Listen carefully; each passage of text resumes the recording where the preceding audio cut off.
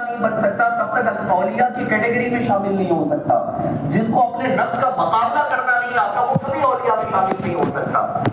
فرمایا جاتا ہے کہ اللہ تبارک و تعالیٰ نے جب نفس کو پیدا کیا تو اللہ پاک نے اسے ارشاد فرمایا کہ بتا تو کون ہے. تو نفس نے کہا کہ میں ہوں تو ہے.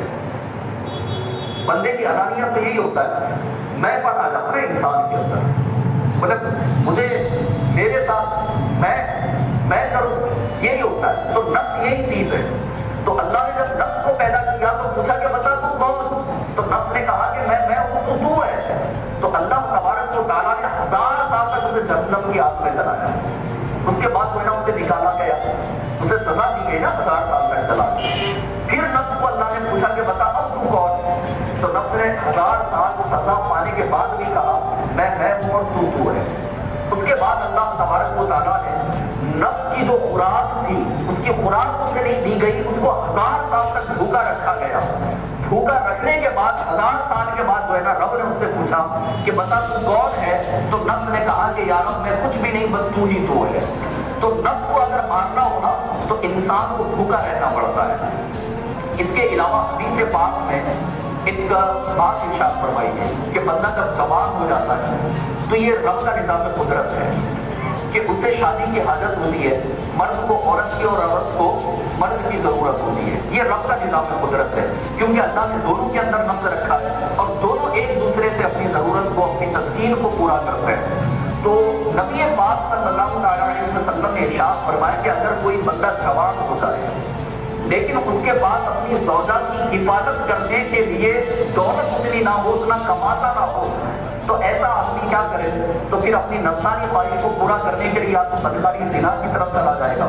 تو نبی پاک صلی اللہ علیہ وسلم نے ارشاد فرمایا کہ ایسے نوجوان کو چاہیے کہ یا تو پھر وہ کما کر اپنی ضرورت کو پورا کرے اور کسی لڑکی سے نکاح کر لے اور اپنی تسکین کو پورا کرے, اور اگر اتنا نہیں کر سکتا تو اپنے نفس کی حفاظت کے لیے, اپنے نفس کو مارنے کے لیے پیارے آقا نے ارشاد فرمایا کہ بندہ کثرت کے ساتھ روزہ رکھا کرے. کیونکہ بندہ روزے سے رہے گا تو اس کا نفس جو ہے نا بھوکا رہنے کی وجہ سے کمزور ہوتا چلا جائے گا.